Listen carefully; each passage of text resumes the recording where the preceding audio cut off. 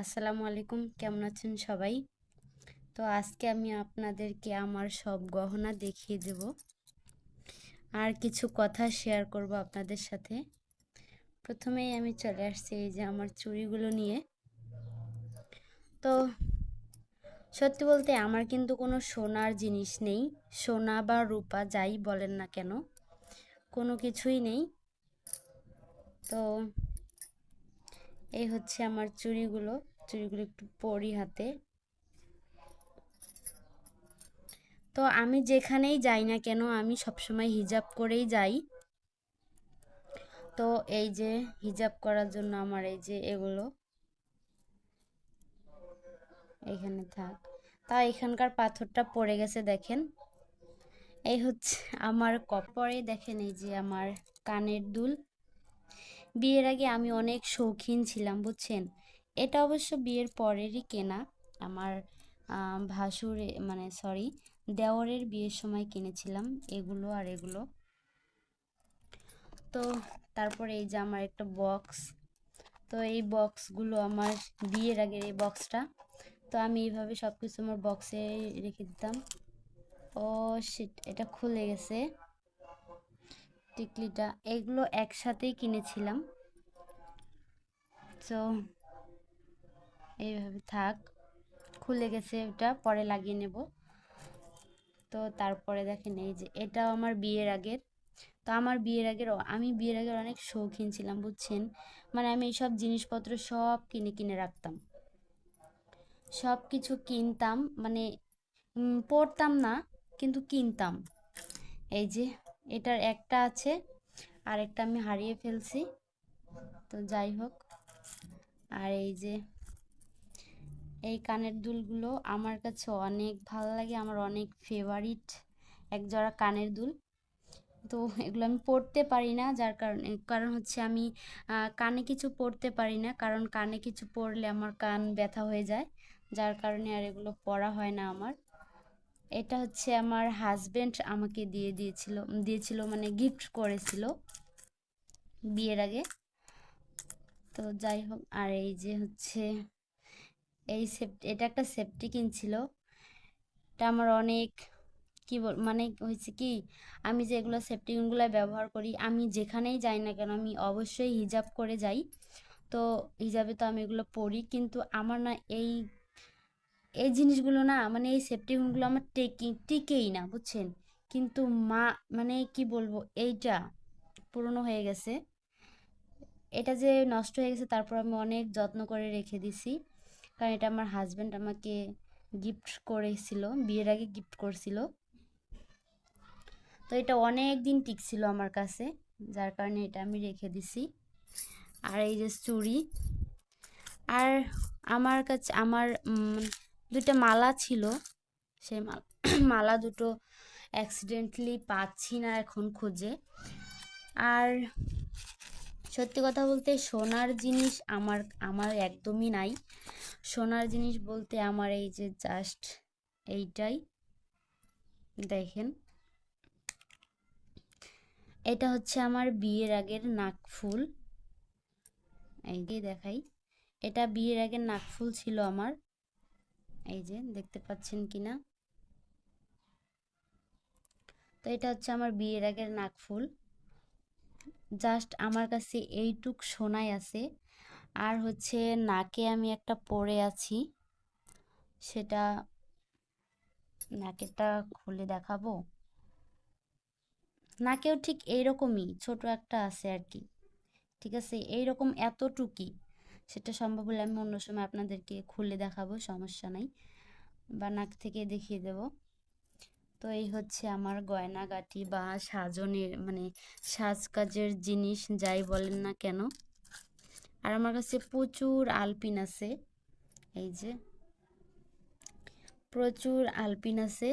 তো এগুলা দিয়ে আমি সাজগোজ করি। কোথাও গেলে সাজগোজ বলতে তো এই, তো কোথাও গেলে হিজাব পরি, আর কি, আর কিছু না। হিজাব পরলে তো আর কোনো সাজগোজ থাকে না, এই হচ্ছে কথা। কিন- আমার হচ্ছে এখন বলতে পারেন আপনারা সবাই যে আমার কেন নাই।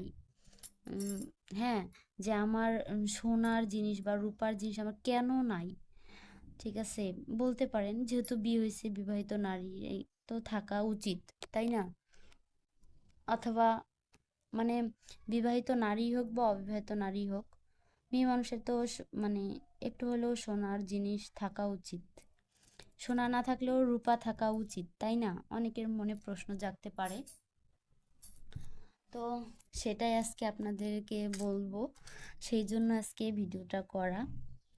আর কিছু কথা আপনাদের সাথে শেয়ার করতে চাই, যার কারণে আর কি। তো হয়েছে কি বলে আমার আর কি, মানে বিয়েটা হয়েছে আমার একটা অ্যাক্সিডেন্টলি, যার কারণে। আর হচ্ছে আমার কিন্তু ছিল বিয়ের আগে আমার সব ছিল, সোনার মানে সোনার গহনা বলে, মানে সোনার গহনা রূপার গহনা যাই বলেন না কেন, সোনার চেন ছিল, রূপার চেন ছিল, মানে হাতে পায়ের আংটি, মানে একটা মেয়ে মানুষের পা থেকে মাথা পর্যন্ত যত গয়না লাগে সবই ছিল আমার। নূপুর বলেন, মালা বলেন, সবই ছিল। বাট সেগুলো এখন আর আমার নাই, কারণ আমার বিয়ে হয়ে গেছে। আর ওগুলা হচ্ছে আমার হাজবেন্ড নিতে দেয় না, বা নিতে দেয় না বলতে আমার বাবা মা দিতে চাই, প্রথমে দিতে চায় নাই, কিন্তু পরে দিতে চাইছে। ওগুলো ঠিক করে দিছিল আর কি, কিন্তু আমি নেই নাই, নিজে থেকে নেই নাই, ঠিক আছে? ভাবছি যে মানে আমার হাজবেন্ড যেদিন পারবে সেদিনই দেবে ইনশাল্লাহ, আমি সেই আশায় বসে থাকবো। দেখেন প্রচুর সিম কার্ড আমার কাছে, সবগুলো এইটা ঠিক করার চেষ্টা করি। এটা ভেঙে গেছে, ঠিক আছে?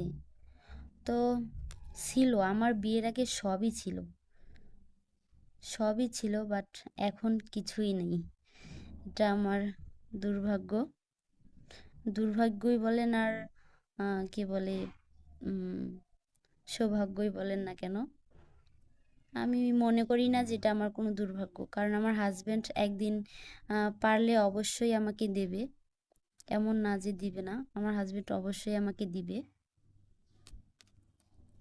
এটা আমার বিশ্বাস আছে। আর আমার হাজবেন্ড আমাকে জিজ্ঞেসও করে তোমার কি লাগবে আমাকে বলো, বা তোমার কি চাই সেটা বলো আমাকে। আমি বলি যে তোমার যখন সময় হবে বা সামর্থ্য হবে, দেখেন ঠিক হয়ে গেছে, চলার মতো আর কি, হিজাবের সাথে পড়ি তো, চলার মতো। তো এই নাকফুলটাও কিন্তু আমার বড় আপার ছিল, তো পরবর্তীতে আমাকে দিয়ে দিয়েছিল আমার বড় আপা। আমার নিজের বলতে সত্যিই কিছু নাই। তো বিয়ের পরে আমার হাজবেন্ড আমাকে আমার ম্যারেজ ডেতে গিফট করেছিল, পায়ের নুপুর গিফট করছিল 3.5 ভরি রূপা দিয়ে। অ্যাক্সিডেন্টলি দুঃখের কথা যে আমার সেই জিনিসটা আমি রাখতে পারি নাই, বানানোর আমি 1 সপ্তাহ আমার পায়ে পড়তে পারি নাই, হারিয়ে ফেলছি আমি। আমার রুম থেকে একজন হয়তো নিয়ে গেছে, আমি জানি কে নিচ্ছে, কিন্তু বলতে পারি নাই, প্রমাণ ছিল না। প্রমাণ, যাই হোক সেসব কথা, প্রমাণ ছিল বা না ছিল সেসব কথা বাদ। মানে আমার হাজবেন্ড এমন না যে আমাকে কিছু দেয় না। হয়তো আপনারা বলতে পারেন আমি সবসময় কেন খালি হাতে থাকি, সেজন্যই আপনাদেরকে জানিয়ে দিলাম। আর আহ, আমার খালি হাতে থাকতেই ভালো লাগে। এমনি জিনিসপাতি আমাকে অনেক কিছু কিনে দেয়। আর বিয়ের আগে আমার এগুলো অনেক কালেকশন ছিল, অনেক কালেকশন, কিন্তু সেগুলো আমি হারিয়ে ফেলছি। ও হ্যাঁ, অনেকগুলো চুড়িও আছে আমার, ঠিক আছে? এই যে দেখেন, এটা আমার হাজবেন্ড আমাকে মানে বিয়ের আগে গিফট করেছিল, বিয়ের আগে গিফট করছিল এটাও। তো এই হচ্ছে, আর তো এই সবই আমার সব গয়নাগাটি। তো আমার একটা পারিবারিক সমস্যা আছে, যার কারণে আমার এইভাবে থাকতে হয়। বাট আমি কখনো মানে দুঃখ করি না।